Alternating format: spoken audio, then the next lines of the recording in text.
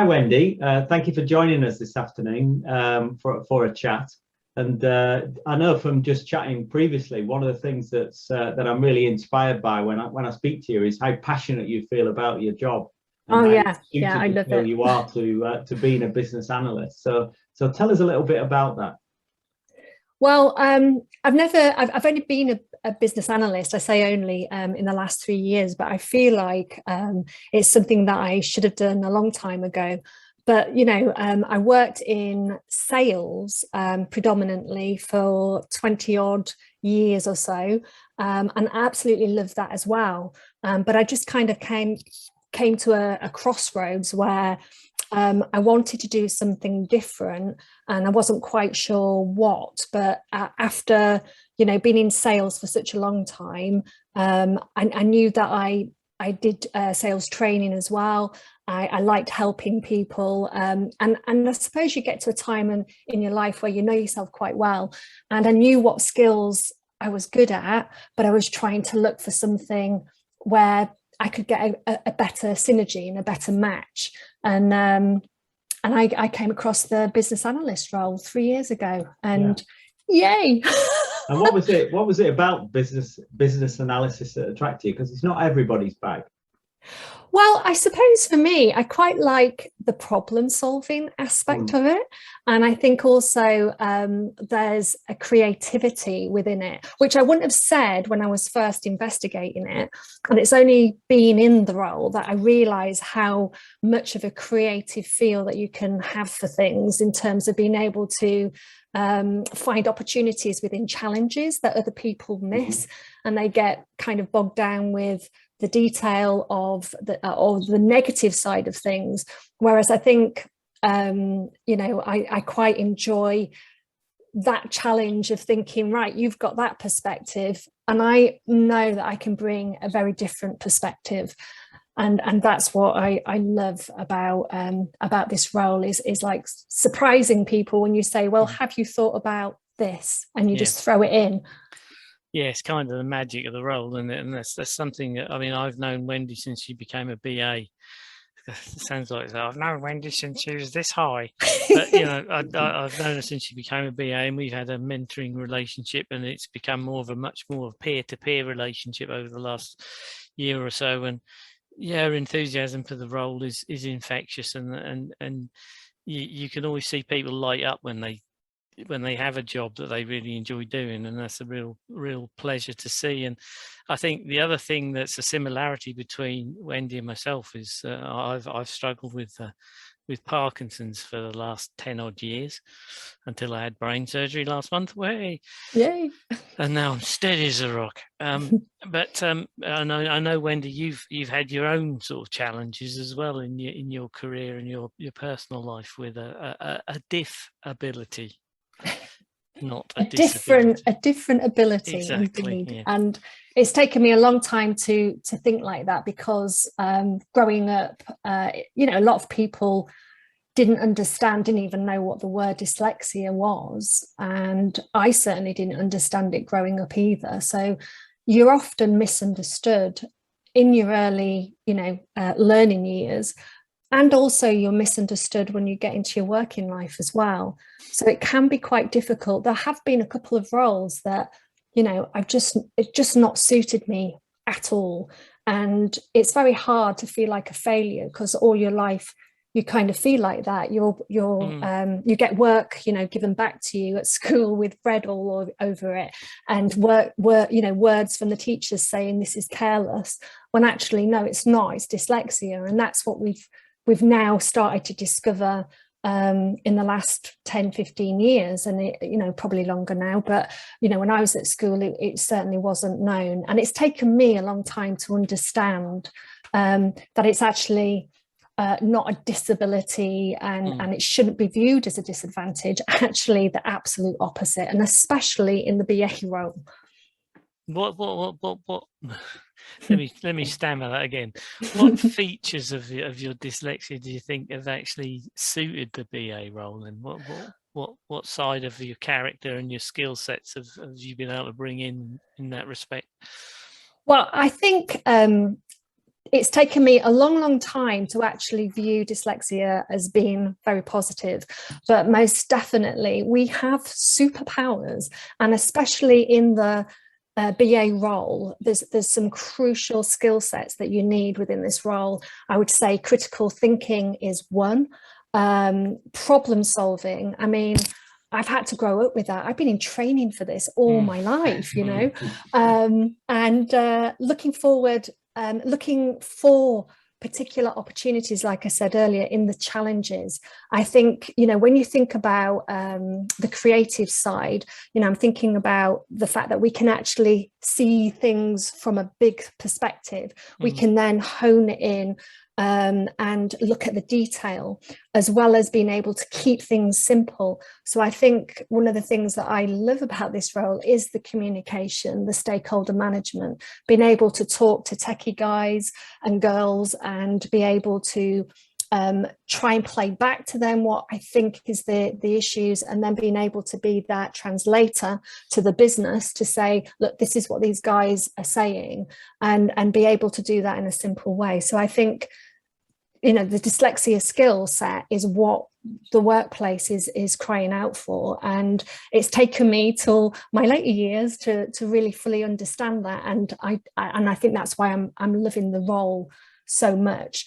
So yeah, I think creative thinking, problem solving, and being able to look for opportunities. And you can actually see in history clever creative minds that are dyslexic. So you've got people like Thomas Edison, who's illuminated our lives. You're looking at Henry Ford, who has made cars accessible to all, and most recently you've got Steve Jobs, who's given us the pocket, you know, computer. Things, so, you know, these people are able, you know, dyslexic people are able to see forward. They're able to, they're visionaries. They can be so creative with opportunities, and instead of seeing challenges in the negative side, they're always looking for a way through. And like I said, I think I've been in training for that since I was a little girl.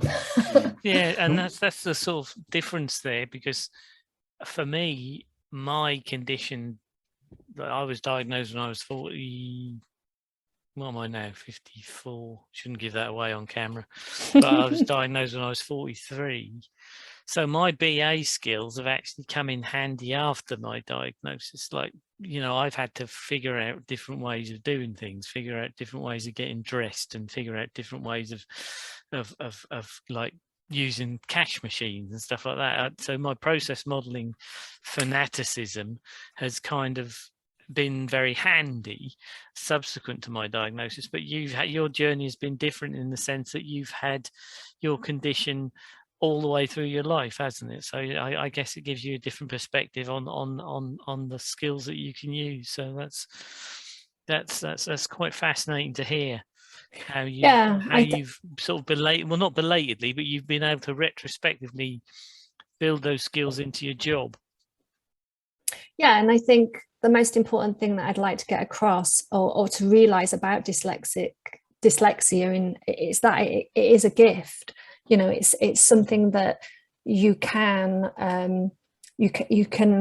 use to your advantage. And I used to try and hide it, and I used to feel ashamed and lots of negative words that I can put towards it, but I feel the complete opposite. And I think this role has helped me. I think also, you know, the Black Lives Matter campaign as well, making us be more open to talking about problems when it's not okay. You know, say things are not okay. And I think not that it's not okay to be dyslexic, it's not, it's brilliant. And so I'm taking the opportunity and trying to ensure that, you know, if there are people that are dyslexic and have perhaps come on a journey and they're struggling with it, there's light at the end of the tunnel, and to encourage those people to push through and to see. And it's not just, you know, the people themselves, it's employers, it's people, you know, employers should be looking for these skill sets within your application. So shout about it, that you've got these superpowers. I think that's a really good point, because it's vital from my point of view to talk about these things openly, because, you know, I make a huge point if I'm at a conference and there's a session about process modeling or user experience design or that kind of stuff, to say that who represents the people with the hidden and the not so hidden diff-abilities, you know, because you know, whoever invented the new £10 and £20 notes didn't take into effect that two incredibly shiny plasticky pieces of paper don't fold into a wallet very well when you've only got one hand to do it with. And in fact, if anything, they tend to explode out of your wallet onto the street, and the same with holding them in your hand. So, you know, people talk a lot about user-focused design, you know, from a pragmatic job level, but there's that kind of who represents people with a hidden diff-ability or whatever. And I'm always first in the queue saying, well, it's all right for self-checking machines, but when you've only got one hand that you can use, it's not so good, you know. This is it. Has there been examples specifically for you that you can think of that sort of affect you or are relevant to your dyslexia? Or I think most recently there's an example where the company, because of COVID and we've gone to home working, I think there was a decision about not having printers, and I kind of went with it at first because I thought, well, I can understand, you know, there's a cost implication, saving the planet as well, you know, with using less paper and what have you. But after a couple of months, and in the role that I do reviewing documents, the words jump on the screen. I have got a large screen, but it still was making it very tricky. And I suppose for me, that decision was, you know, a company-wide decision, but they'd missed out people like myself in their thinking around it. And so when I actually approached them in the end and said, look, I do need a printer for certain circumstances, and I will be very, you know, selective as to when I do print, the process of actually getting one was really tricky, and it took about 3 or 4 months. And I think that's another skill that dyslexics have. They don't give up easily, because life has been a struggle in certain respects, you know, when it comes to literacy and reading and writing. You just keep trying, you keep wanting to be just as good as anyone else, and so it gives you that strength to just keep going, and that's needed. And I persisted with this and eventually got the printer that I needed. But I also challenged the process and said no other dyslexic person should need to go through that pain.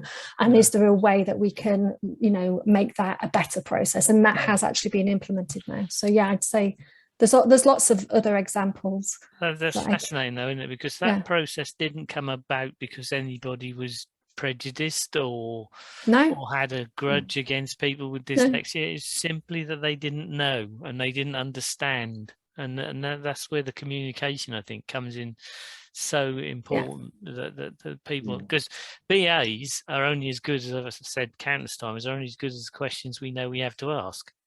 And if you don't understand questions about diversity, equality, that kind of thing, you can't ask them. So it's just really important that we talk more about this sort of stuff, I think. Absolutely. And Wendy, you're obviously really positive about the, you know, about the condition, and it sounds like you've really got your head around it and really, you know, using it to its best advantage, really, which is great to see. But when were you diagnosed? Was there a kind of turning point for you in terms of the mindset that you had for the dyslexia? Absolutely. I think I was in my 30s, and it was quite obvious. People around me in work, there was a customer that wasn't happy with a letter that I sent out. This was pre-computers where you've got spell checking on it. And I was a manager at that point, and it didn't look professional. And it wasn't because I was careless. It was just I couldn't spot the errors that I'd made in it.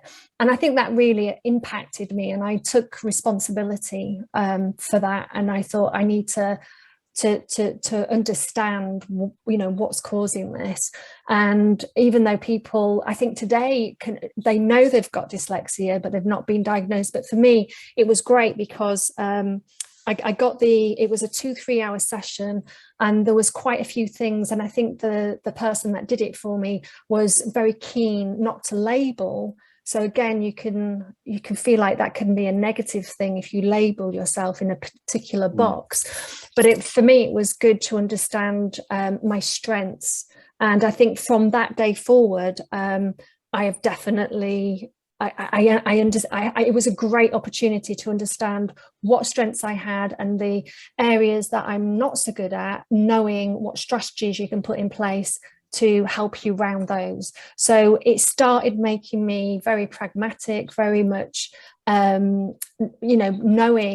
that I can find solutions to issues and I don't have to struggle. I think that was the main thing. I made that first, I need help and I want to understand it. And I made that call out. And then from then on in, like I said, in the last few years, I've been so blessed to feel like I've dropped into this job, which is just so fantastic for the skill set that I've got. And I'm just absolutely loving my day-to-day job.